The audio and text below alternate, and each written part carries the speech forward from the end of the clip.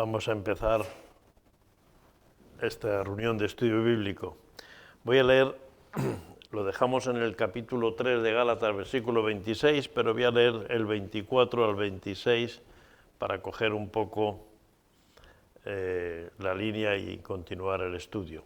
Gálatas 3:24 dice: de manera que la ley ha sido nuestro ayo.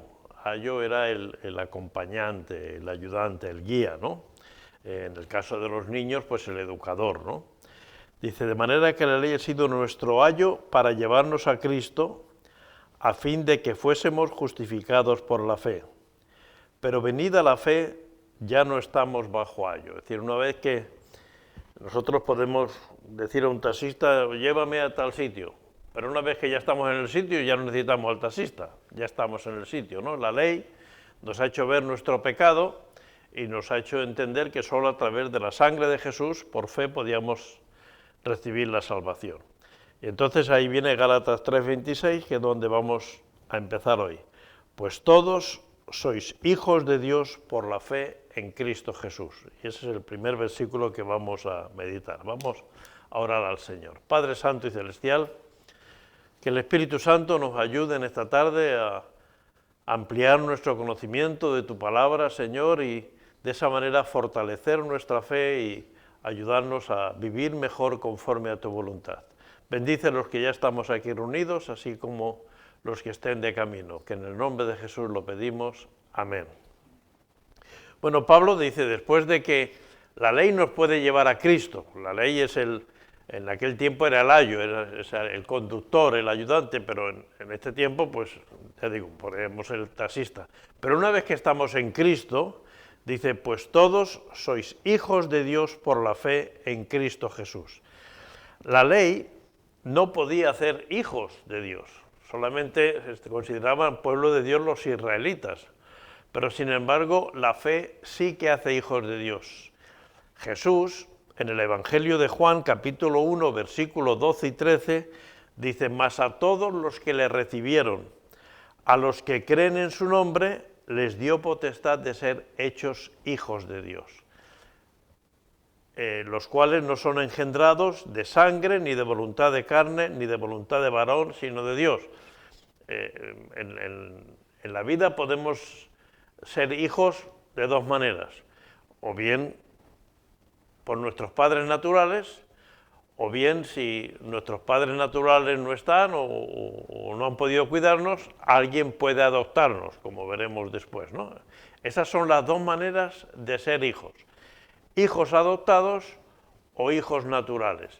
En el caso de creyentes podemos ser hijos por la fe, engendrados, es decir, nuestra vida espiritual ha sido engendrada, dada a luz por el Espíritu Santo.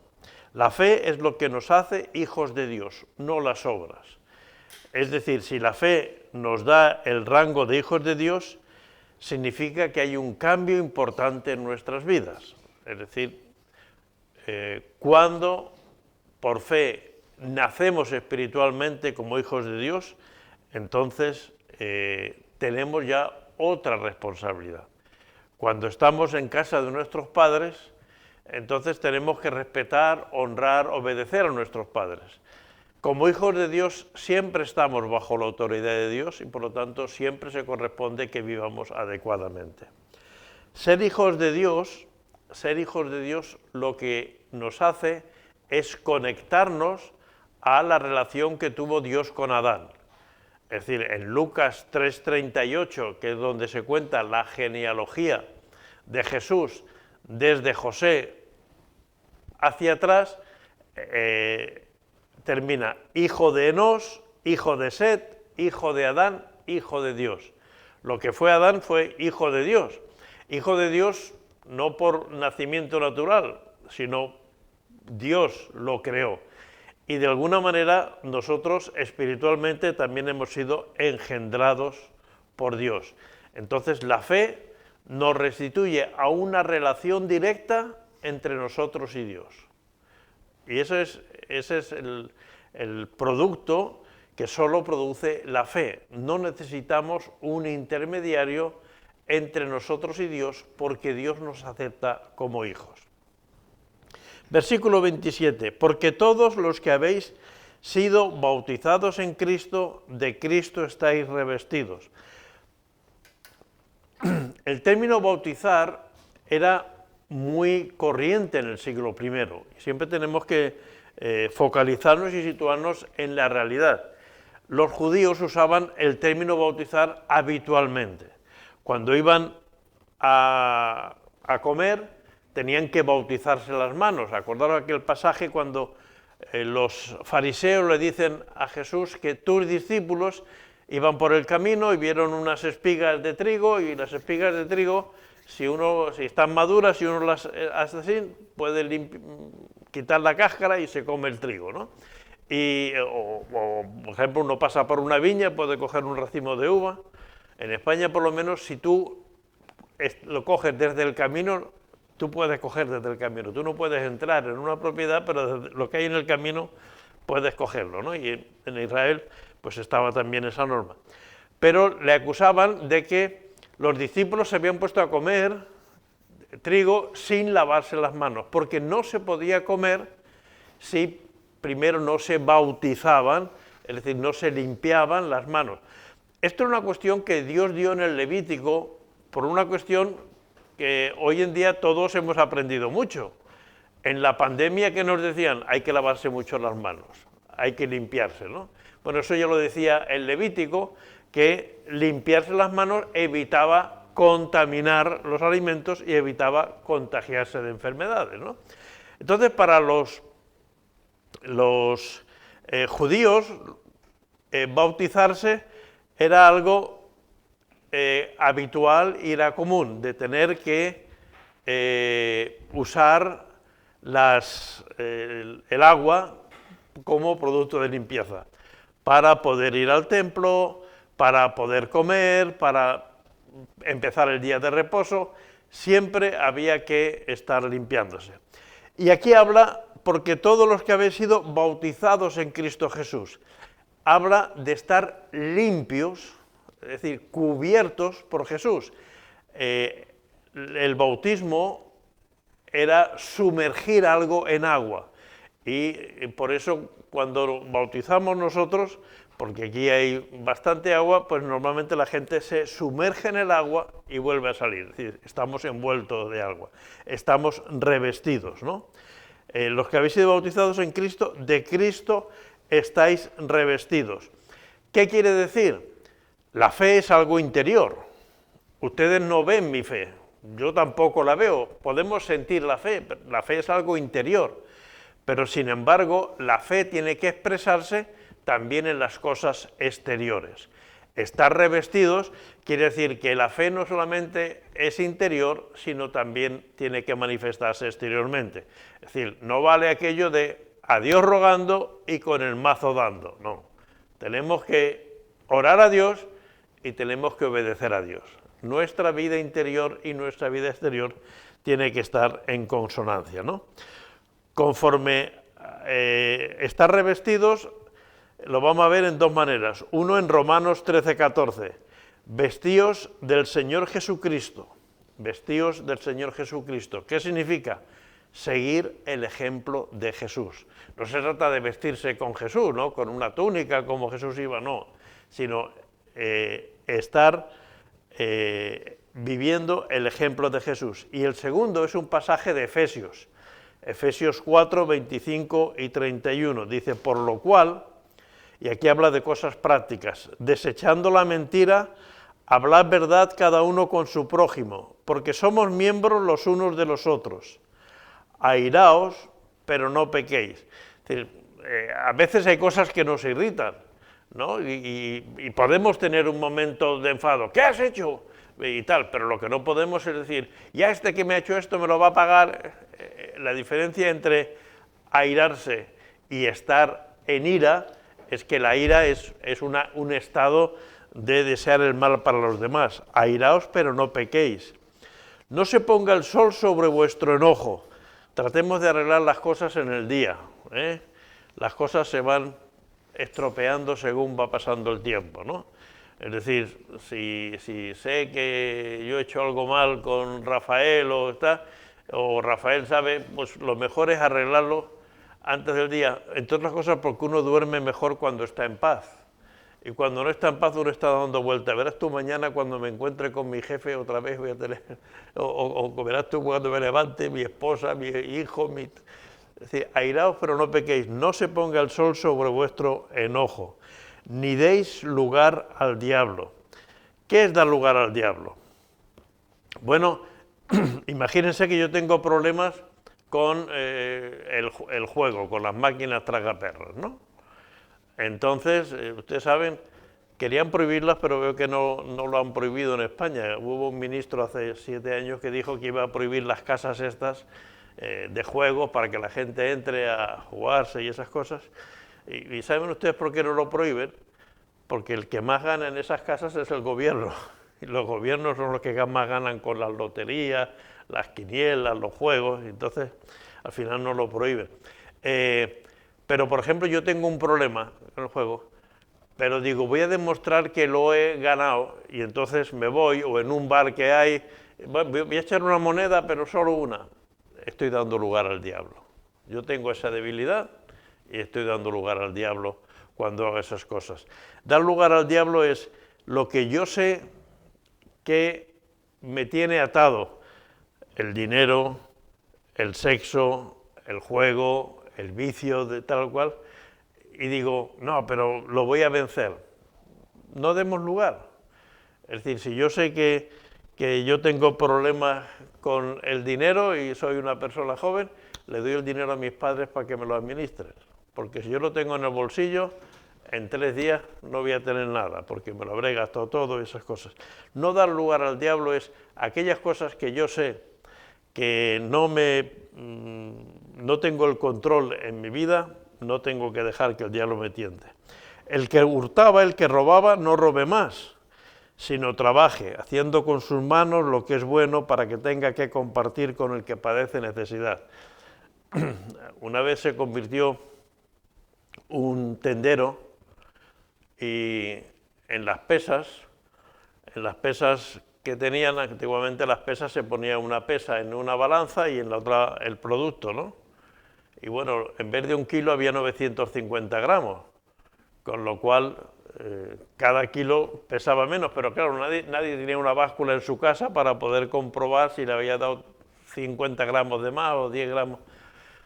Y cuando se convirtió, fue al pastor y le dijo, ¿y qué tengo que hacer? Dice, pues comprarte otra pesa que pese 1 kilo, porque eso es robar. A veces decoramos, bueno, no, es una forma, todo el mundo lo hace. El que hurtaba no hurte más, sino trabaje. Es que va a tener que trabajar más, pero no se puede robar. Ser cristiano no es algo interno, es algo íntegro, interno y externo.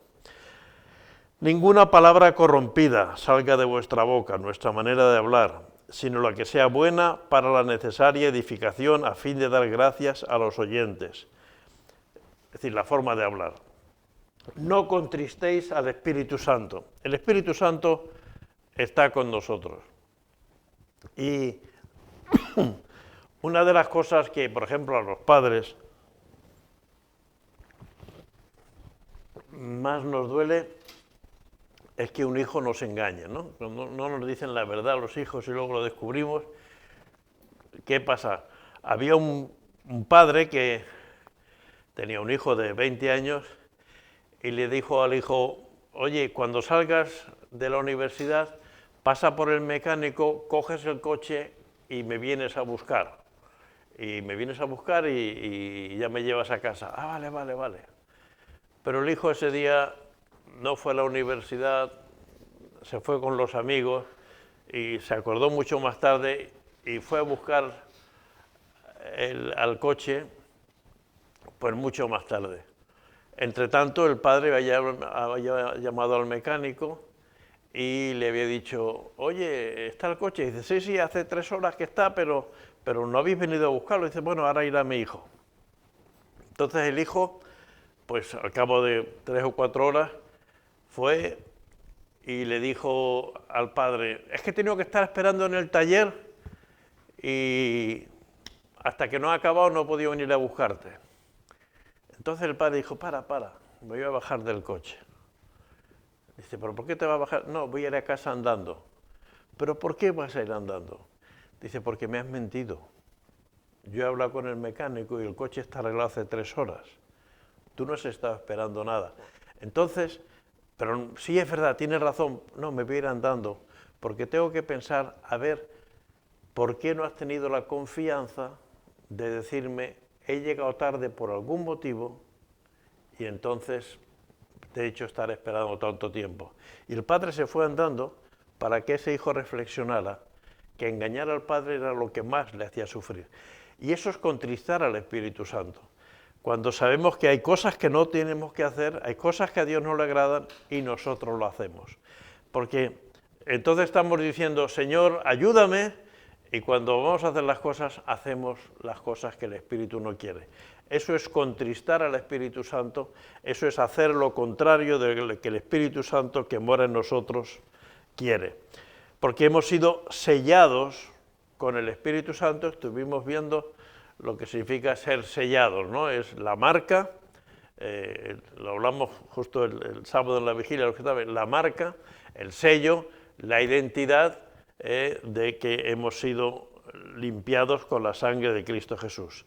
Quítense de vosotros amargura, enojo, ira, gritería, maledicencia y toda malicia. Es decir, todas estas cosas no corresponden a alguien que está revestido de Cristo. Y Cristo cuando se airaba, se enfadaba claramente. A los discípulos les dijo, ¿queréis iros vosotros también? O cuando en el templo estaban haciendo negocio más que orando, pues él tomó decisiones duras y drásticas, ¿no? Pero todas estas cosas no corresponden a un hijo de Dios, amargura, enojo, ira, gritería, maledicencia y toda malicia. Antes ser benignos unos con otros. Bueno, la palabra benigno es una palabra que no usamos más que cuando hablamos de una enfermedad. Hoy me han detectado un tumor, pero ha sido benigno. Ha sido bueno, ¿no? Sed buenos unos con otros, misericordiosos, perdonándoos unos a otros como Dios también os perdonó a vosotros en Cristo. Una de las cosas de ser revestidos, en lo que hemos visto antes, es vestidos del Señor Jesucristo. Y en Efesios vemos que es estar vestidos del Señor Jesucristo. Eso es estar vestidos de Cristo, ¿no? Es decir, no un traje, sino una actitud. Por naturaleza estamos con la vestimenta de Adán, es decir, del hombre natural, lo que Pablo llama el viejo hombre. Con el nuevo nacimiento surge nuestro ser imitador de Jesús. Eso es estar bautizados en Cristo y revestidos de Cristo. Por lo tanto, estar bautizados es estar vestidos y revestidos de Cristo. Ya no hay judío, versículo 27, ya no hay judío ni griego, no hay esclavo ni libre, no hay varón ni mujer, porque todos vosotros sois uno en Cristo. Una de las cosas, es el versículo 28, una de las cosas que se daban mucho en tiempos de Pablo, en el siglo I, es la diferencia entre los judíos y los gentiles, ¿no?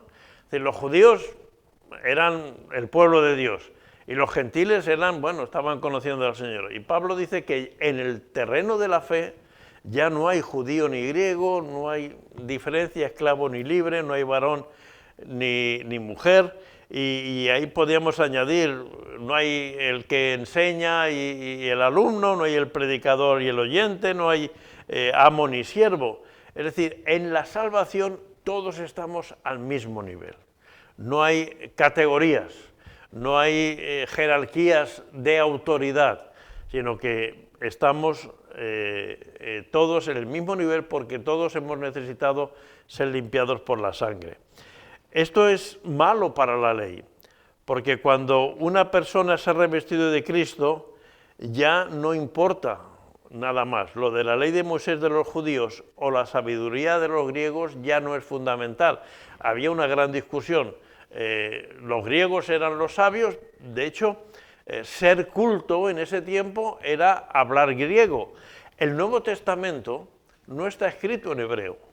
El Nuevo Testamento está escrito en griego, porque ser culto en el siglo I era hablar y escribir en griego, ¿no? Entonces, y los griegos entonces tenían un espíritu de esto, de que ellos eran los que tenían más sabiduría, más conocimiento. Ellos tenían la filosofía de los estoicos, de los epicúreos, de las diferentes escuelas de tal, y los judíos decían, no, pero nosotros somos el pueblo de Dios. Y había esas luchas entre griegos, judíos, romanos y gentiles. Entre las personas hay mucha diferencia, pero ante Dios no hay ninguna, por cuanto todos pecaron y están destituidos de la gloria de Dios. Es decir, por lo tanto, nadie tiene derecho a mirar de diferente, como inferior a él, a nadie. Nadie tiene ese derecho, porque si somos algo, lo somos por Cristo Jesús. Porque todos vosotros sois uno en Cristo. Hay diferencias que son buenas y necesarias. La mujer tiene un lugar, el hombre tiene el suyo. Los padres tienen un lugar y los hijos el suyo. El trabajador tiene un lugar y el empresario el suyo. Pero en Cristo Jesús todos somos iguales, ¿no? Tenemos el mismo evangelio, una fe, un Señor, un bautismo, un Dios y Padre de todos. Ahí no hay diferencia, no hay discriminación, y Dios dice 1 Corintios 12 que da los dones el Espíritu como Él quiere y a quien Él quiere. Por lo tanto, eso de decir que este don solo lo pueden tener los hombres o este don solo lo pueden tener las mujeres, eso es una invención y una ideología de seres humanos, no una ideología bíblica, ¿no? Somos uno en Cristo. Si perdemos de vista a Cristo, lo perdemos todo. Es decir, si el foco no está puesto en Cristo y está puesto en la cultura, es decir, por ejemplo, hoy en España se está discutiendo sobre si las mujeres pueden ir con los burkas o con esas ropas tales o no pueden ir. Bueno, eso es un tema religioso y cultural. Lamentablemente eso demuestra una superioridad del hombre sobre la mujer, pero eso nunca debe de darse. Ahora, pretender que las mujeres y los hombres somos iguales es un error. Es decir, la sensibilidad de las mujeres difícilmente la vamos a tener los hombres y mientras los hombres no podamos tener hijos, tampoco vamos a ser iguales los hombres y las mujeres. Ahora, a nivel espiritual, a nivel moral, no hay ninguna diferencia, no hay ninguna superioridad, pero no somos iguales.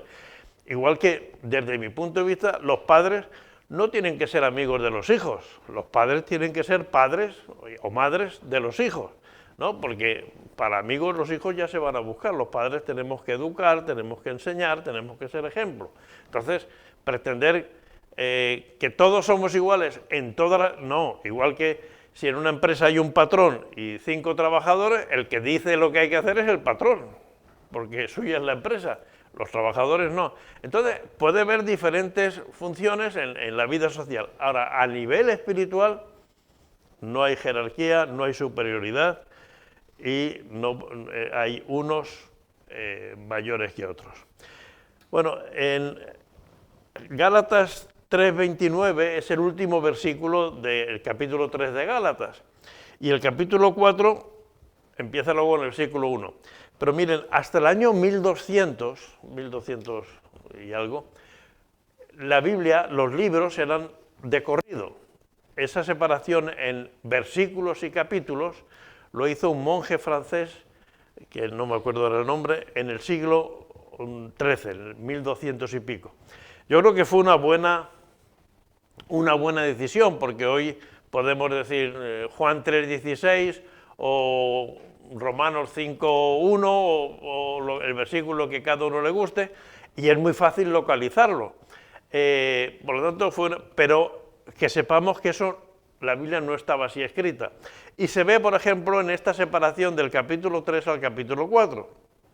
El capítulo 3 de Gálatas dice: y si vosotros sois de Cristo, ciertamente linaje de Abraham sois y herederos según la promesa. Y el versículo 1 del capítulo 4 dice, pero también digo, es decir, está claro que está continuando del capítulo 3. A veces podemos pensar, bueno, aquí acaba un capítulo, pero bueno, la Biblia está hecha de corridos y en este caso se ve claro que el mensaje estaba todo de corrido uno del otro, ¿no? Es decir, nosotros, el versículo 29 dice, somos linaje de Abraham, es decir, somos descendientes de Abraham según la promesa, según la sangre no, la carne no. Nosotros no somos de ninguna tribu de Israel, no somos de la tribu de Rubén ni de Judá, no somos judíos, pero según la promesa sí, ¿no? Porque Dios ha hecho hijos de Abraham por las promesas. Y versículo 1 y 2 del 4, pero digo, entre tanto que el heredero es niño, en nada difiere del esclavo, aunque es señor de todo, sino que está bajo tutores y cuidadores hasta el tiempo señalado por el Padre.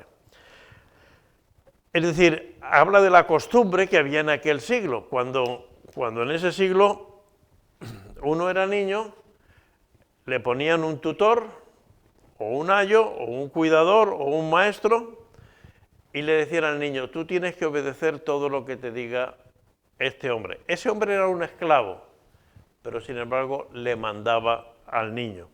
Y entonces hay una aparente contradicción. Este niño va a ser dueño de esta casa y señor de todo. Y sin embargo ahora está al nivel del esclavo. Tiene que obedecer en todo lo que le digan. Está bajo tutores y guardadores, los antes mencionados ayos o pedagogos, hasta el momento que el padre decida. Mientras un heredero era menor de edad, se le trataba casi como un siervo. No se le permitía tomar decisiones, estaba supervisado constantemente y esta disciplina era buena para él. La disciplina que es buena para que durara hasta que el padre decida que ya está preparado. Es decir, que era la costumbre, era la norma. Hoy en día, pues no tenemos ayos o tutores. Vamos a las guarderías, vamos al colegio, vamos al instituto, vamos a la universidad. Y cuando ya salimos, entonces decimos, bueno, ahora ya puedes empezar a vivir tu vida. Bueno, tampoco el tiempo ha cambiado, pero tenemos que saber de qué está hablando Pablo cuando está diciendo estas cosas, porque así era en aquel tiempo. A lo mejor hasta que el niño no tenía 16, 17, 18 años, no empezaba a tener su responsabilidad que el padre le daba. ¿Qué era darle responsabilidad? Era ponerle un anillo. Recordar el hijo pródigo, que el padre dice, le pone un anillo. ¿Qué significaba el anillo? El anillo es que podía tomar decisiones, porque cuando alguien tomaba una decisión o compraba, tenía que poner el sello del anillo de la familia que identificaba que era auténtico. Entonces, eso ocurre cuando el padre ya te lo autoriza. Versículo 3 y 4.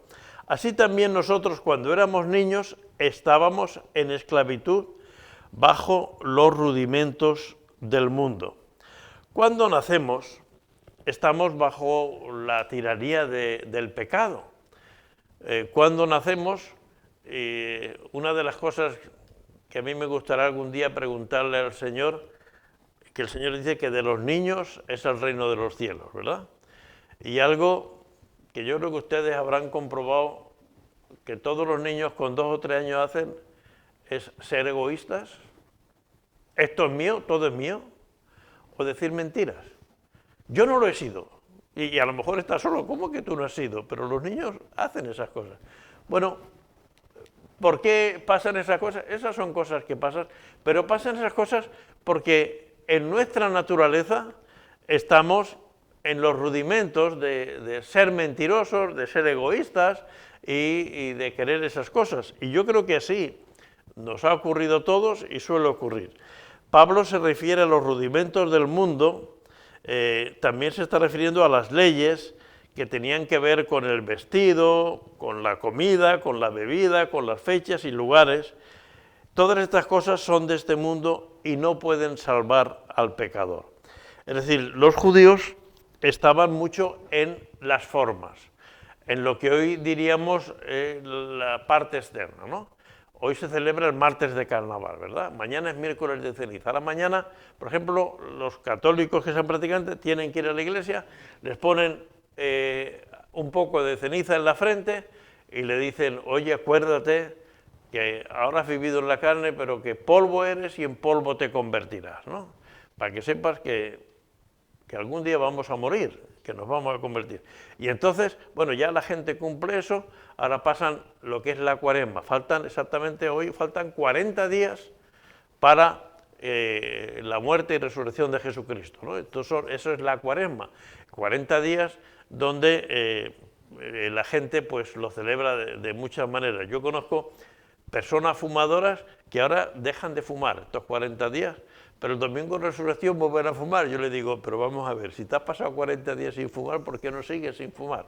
Pero bueno, ellos en vez de la cuaresma de comida, hacen la cuaresma del tabaco y saben que les hace daño, pero el día domingo de resurrección volverán a... Pero las cosas externas, es lo que pasaba con los judíos. Ellos iban al templo, el tiempo de la oración, ellos cumplían todas las fiestas, todos los ritos, ofrecían sus sacrificios, ofrecían sus cosas, pero luego vivían de cualquier manera, es decir, no vivían de una manera íntegra el Evangelio. Para Pablo dice, esos son los rudimentos del mundo. Es decir, el Señor puso esos ejemplos de matar un animal para perdón de pecados, para que al ver ese animal cómo muere, al ver lo desagradable que suele ser la sangre, siempre es desagradable la sangre. Una de las cosas que ocurría con las vestiduras de los sacerdotes es que salían salpicadas de sangre, ¿no?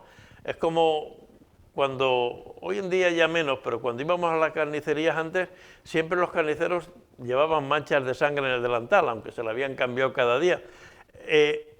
Lo que el Señor quería es que viendo la sangre se dieran cuenta de que el pecado es algo desagradable, es algo que ofende a Dios. No que, bueno, ofrecen con el sacrificio y ya está. Entonces, cogieron lo que se suele decir en castellano, el rábano por las hojas. Es decir, la costumbre, pero no por la enseñanza que realmente había. Es la ley de Moisés que se ocupa de temas de la tierra, sujetando el espejo, donde podemos ver, como he dicho otras veces, el mal que hay en el mundo. Es decir, la ley siempre refleja el pecado que yo tengo, ¿no? Esta visión del mal, el que Dios me muestre que yo soy pecador, no es para condenarme, sino para que me deje coger por los brazos de Cristo. Porque Romanos 10:4, el fin de la ley es Cristo, para justicia a todo aquel que cree. Es decir, el fin de la ley no es decirme, eres un pecador, eres un inútil, eres un incapaz. No, el fin de la ley es decirme, porque eres así, en Cristo puedes tener la solución, en Cristo tienes la respuesta, en Cristo tienes la paz, ¿no? Cuando no se trate de la cuestión de nuestra salvación o de nuestra justificación, debemos tener un alto concepto de la ley. Es decir, la ley no me va a justificar, la ley no me va a santificar, la ley no me va a hacer hijo de Dios, pero la ley es santa, justa y buena, porque lo que me va a hacer es indicar el camino. Cuando yo veo en la carretera un camino que pone a la playa de Palma, ese letrero no es la playa de Palma, pero ese letrero me ayuda a llegar a la playa de Palma, o a Manacor, o a Andratx. Es decir, los letreros nos ayudan y la ley nos refleja nuestra vida y nos indica dónde está la meta y el propósito. La ley no ayuda ni consuela a una conciencia que esté atormentada, ¿no? Por eso no hay que permitir que gobierne nuestra conciencia, sobre todo sabiendo que Cristo pagó un precio tan alto para librar la conciencia de la tiranía de la ley. Es decir,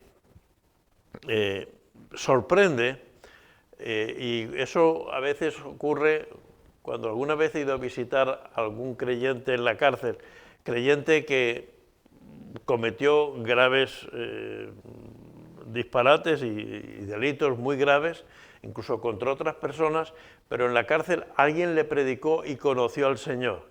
Y entonces te da testimonio de cómo ha podido restaurar su vida y ha podido, porque dice, yo me iba a volver loco, porque yo estaba pensando que había hecho sufrir a una familia, que había arruinado a mi propia familia, hasta que el Señor me perdonó, y sé que tengo que pedir perdón, y cuando salga voy a intentar restituir muchas de las cosas que he hecho.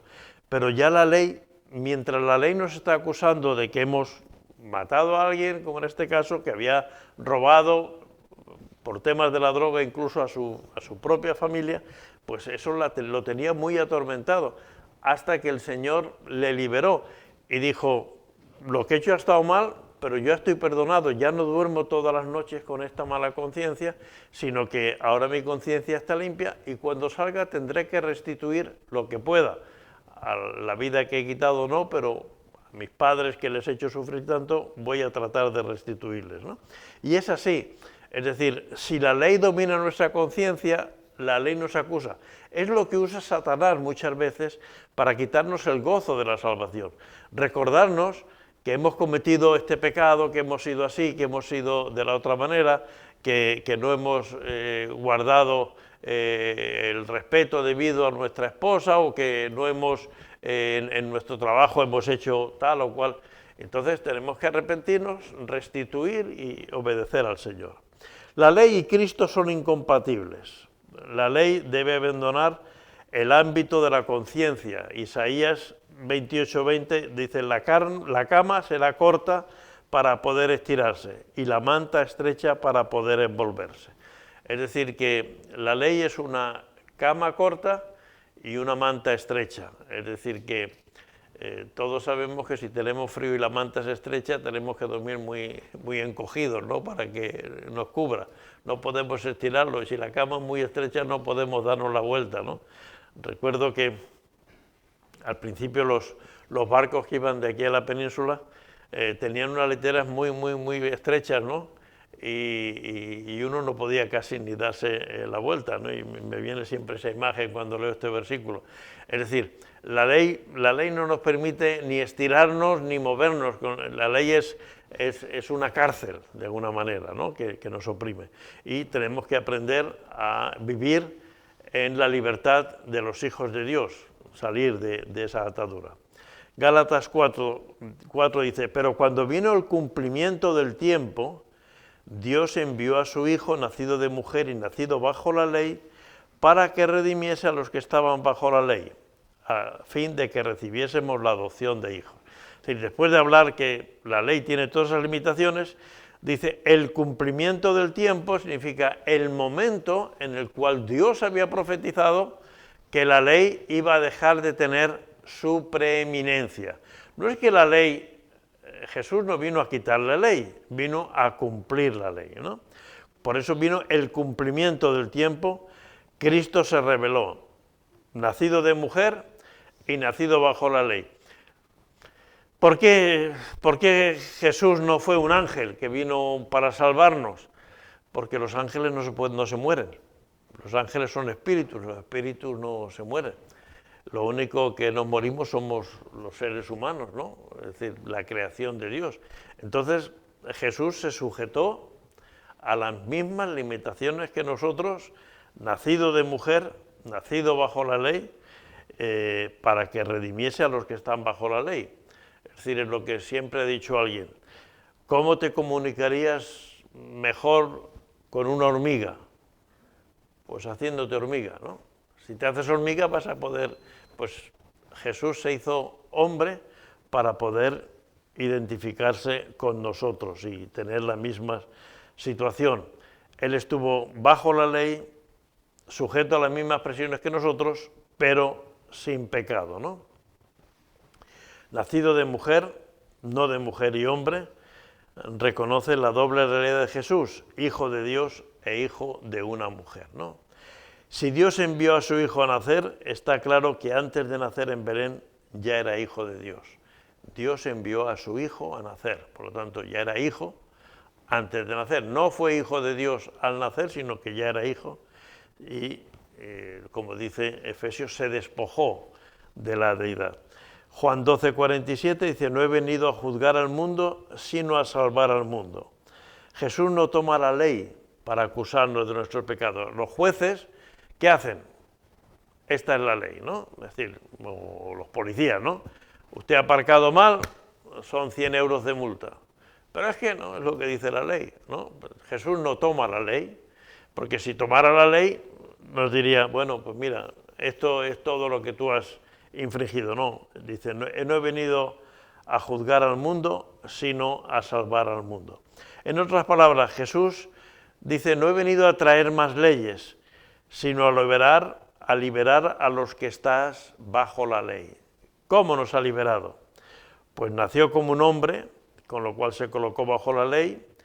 Por eso, al cargar con nuestros pecados, aunque él era sin pecado, la ley le pudo condenar por mis pecados. Es decir, cuando Jesús carga mis pecados, entonces puede morir, porque entonces es un pecador. Jesús no pecó, se hizo pecado. Se hizo pecado al tomar nuestros pecados. Pero se hizo pecado con todas las consecuencias y por eso le llevó a la muerte. Y le llevó a la muerte no por lo que él había hecho, sino por lo que los demás habían hecho, ¿no? Es el ejemplo claro de el que pone su vida para que los demás se salven, ¿no?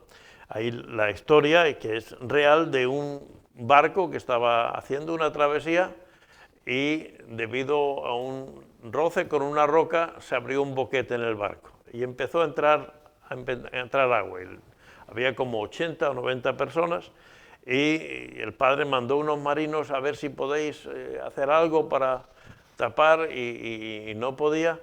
Y al final un marino le dice, o aquí o alguno de nosotros se mete y tapa con su cuerpo el agujero o todos iremos a pique. Y el capitán dice, bueno, ¿hay algún voluntario? Entonces el hijo del capitán dice, yo iré. No, hijo mío, ¿cómo vas a ir tú? Dice, sí, padre, yo iré, no te preocupes, yo iré y así todos llegaréis.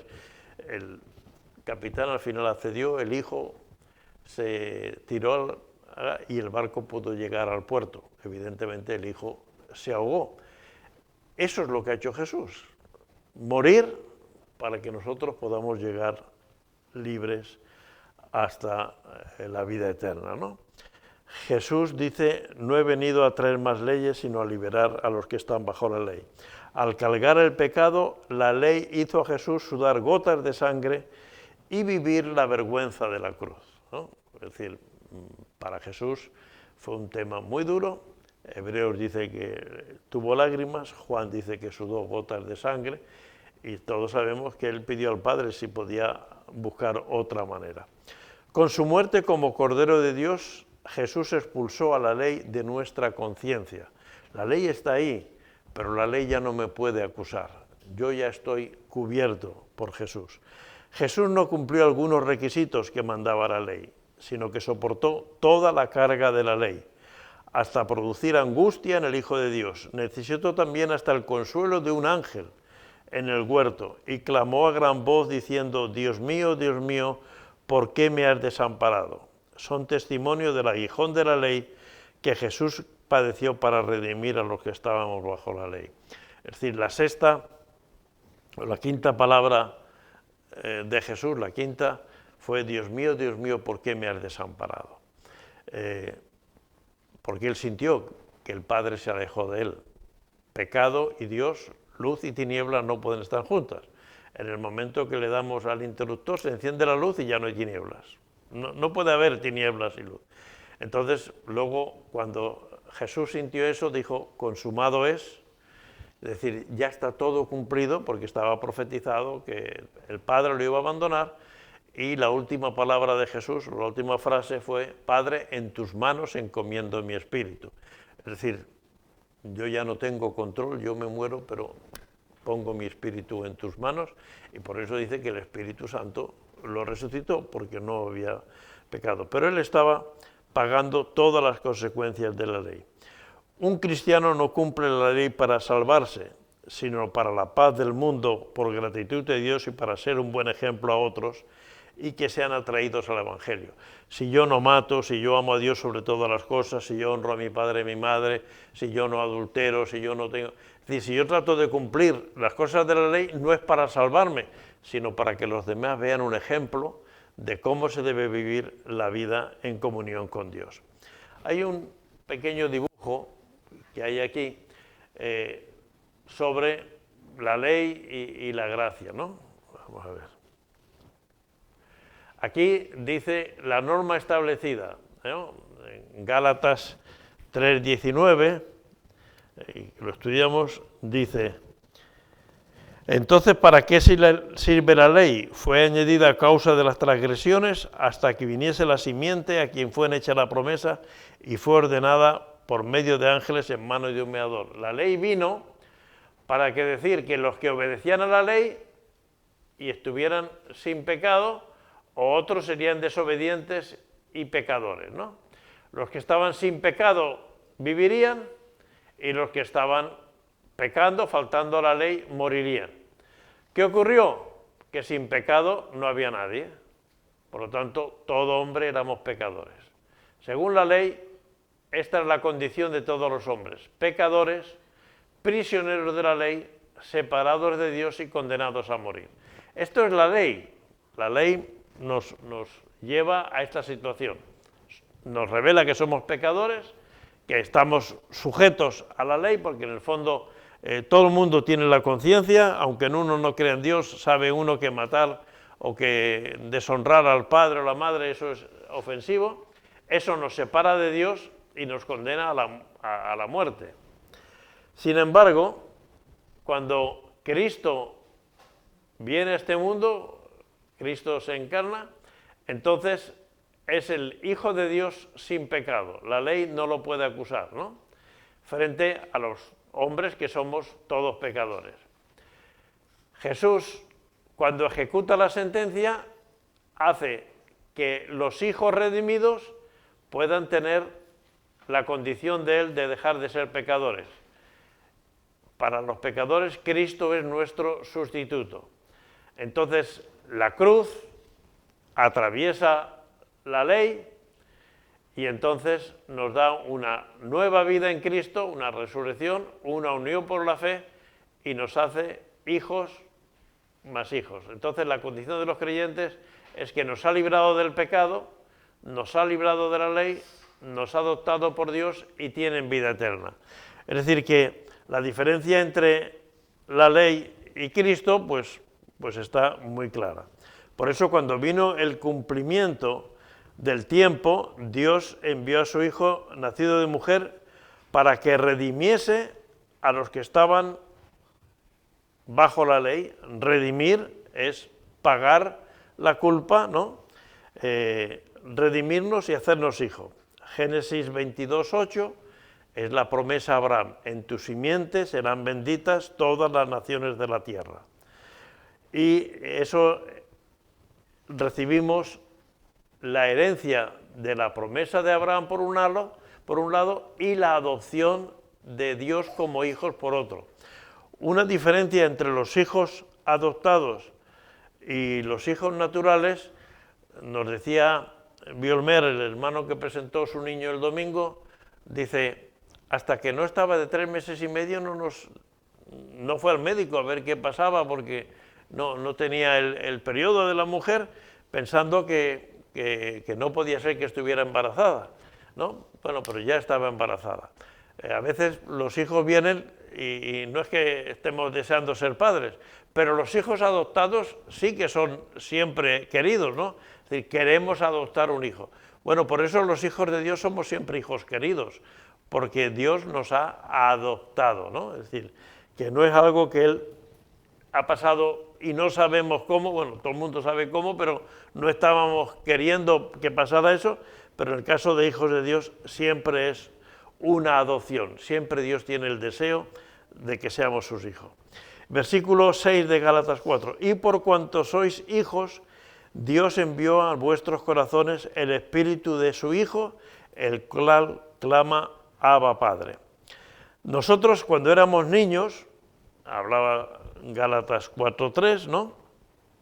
Estábamos bajo la esclavitud en ese sentido. Ahora somos hijos de Dios. ¿Y qué espera Dios de sus hijos? Unos hijos obedientes.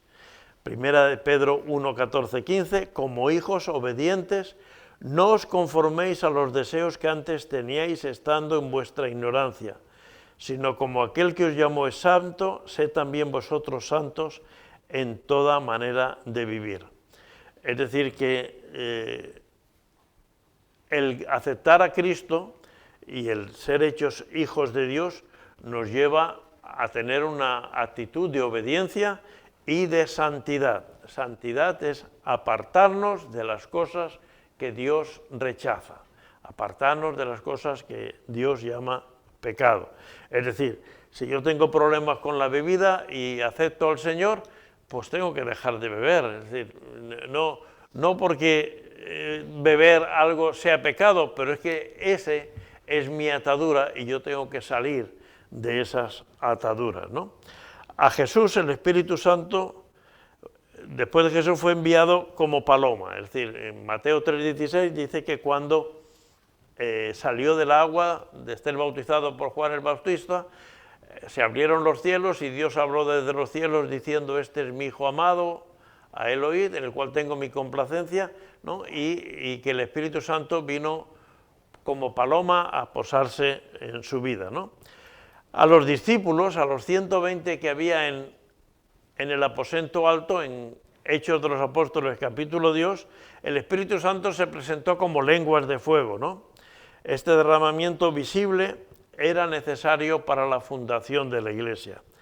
Pero una vez establecida la Iglesia, el Espíritu es enviado a los corazones de los creyentes. A veces hay cosas del libro de los Hechos que el Señor ha hecho una vez y que no va a hacer. Yo no creo que hoy el Señor mande lenguas de fuego sobre las personas, como ocurrió en el aposento alto, que vienen lenguas como de fuego, vino un viento recio y entonces fueron llenos del Espíritu Santo. Es decir, el Señor tenía que hacer algo visible, algo muy notorio, para que aquellos 120 personas que se encontraban muy despistadas, muy perdidas, llevaban 3 años detrás de Jesús, viendo sus milagros. Jesús ha muerto, algo que ellos no esperaban. Luego ha resucitado, se han gozado, pero no están entendiendo del todo el mensaje. Aunque Jesús ya les había dicho en Juan 14, es necesario que yo me vaya para que venga el Consolador, para que os guíe a toda verdad. Es decir, entonces viene el Espíritu Santo y tenía que ser de una manera notoria. Cuando luego, por ejemplo, en Hechos 10, Pedro está en casa de Cornelio, viene el Espíritu Santo, pero no hay ninguna señal externa.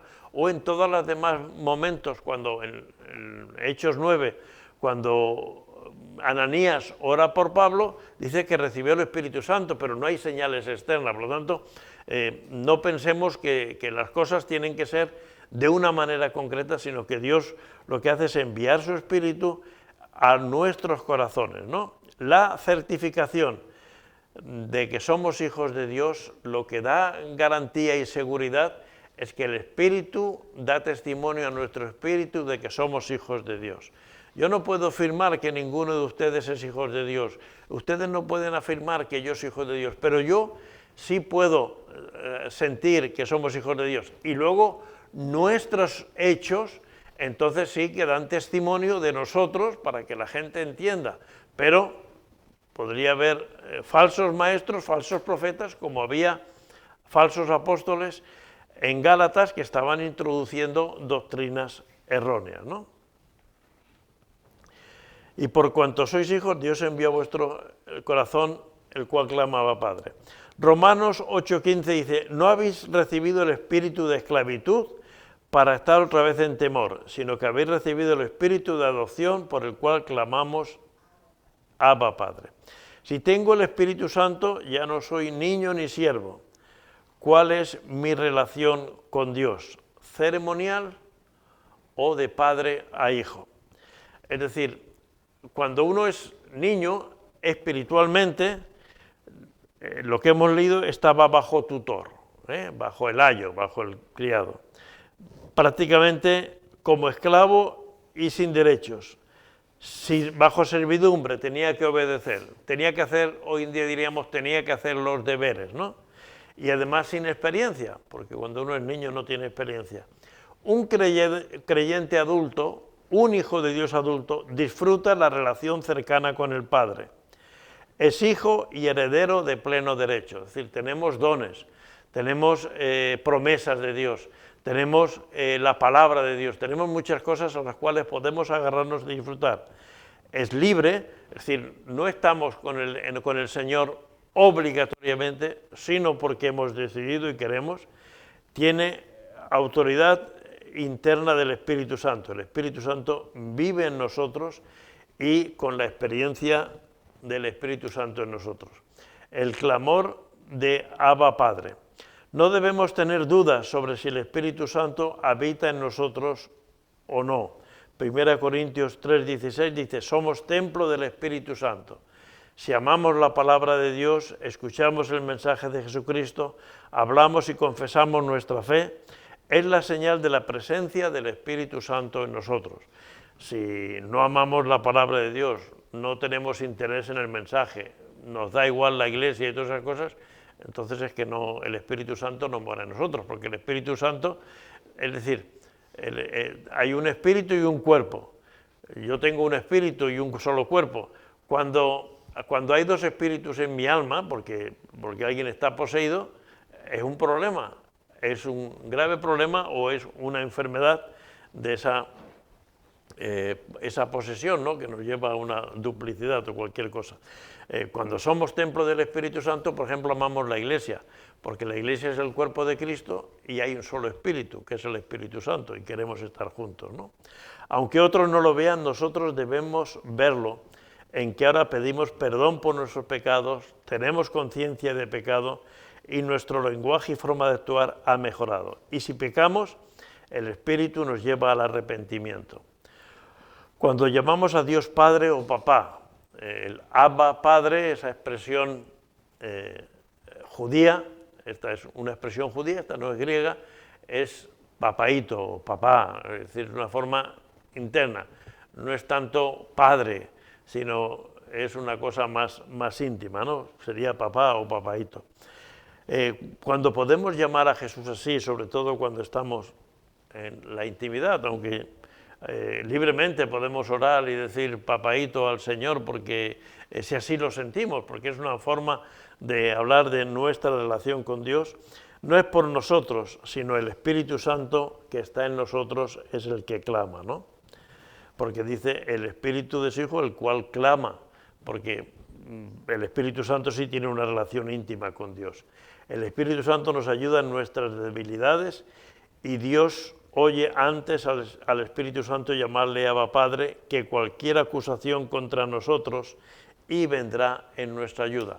Antes que alguien diga, oye, es que Indalecio ha hecho esto, ha hecho lo otro, el Espíritu Santo que está en mí va a clamar, Abba Padre, perdónalo, y el Señor nos va a perdonar, porque Dios es sobre todo misericordioso. No olvidemos dar gracias a Dios por quitarnos cualquier duda sobre nuestra salvación, segura por la presencia del Espíritu Santo en nuestro corazón. Es decir, lo que nos da la seguridad de la salvación no es los hechos que hagamos, no son nuestras obras, es que el Espíritu Santo mora en nosotros. Y si el Espíritu Santo mora en nosotros, es que somos hijos de Dios. Como os dice el Salmo 109:4, en pago de mi amor me han sido adversarios, mas yo oraba. El Espíritu Santo no va a dejar de orar por nosotros. Y cuando a veces ocurren que hemos pasado por tribulaciones, por situaciones difíciles, y de repente vemos que el Señor nos ha sacado, no nos quepa la menor duda, a lo mejor no hemos tenido ni ganas de orar, porque hemos pasado una profunda depresión, un profundo problema, pero el Espíritu Santo siempre está orando por nosotros. Esa es la vida espiritual del creyente. Así que ya no eres esclavo, sino hijo, y si hijo, también heredero de Dios por medio de Cristo. Hijos con todos los derechos de la herencia. Ahora podemos decir a la ley, el lugar que antes ocupaba la ley, diciéndome esto tienes que hacer, esto no, ahora lo ocupa Cristo. Como hijos somos herederos del cielo. Qué maravillosa herencia es el cielo. No podemos ni explicarlo ni entenderlo del todo hasta que lleguemos allí. Solo tenemos la débil fe para esperar sus promesas, pero nadie puede ni acusarnos ni condenarnos. Somos herederos no por nuestros méritos, sino por la condición de hijos. Por eso no hay esfuerzos ni sacrificio para obtener los dones y la gracia de Dios. Aunque a veces nosotros no lo sintamos.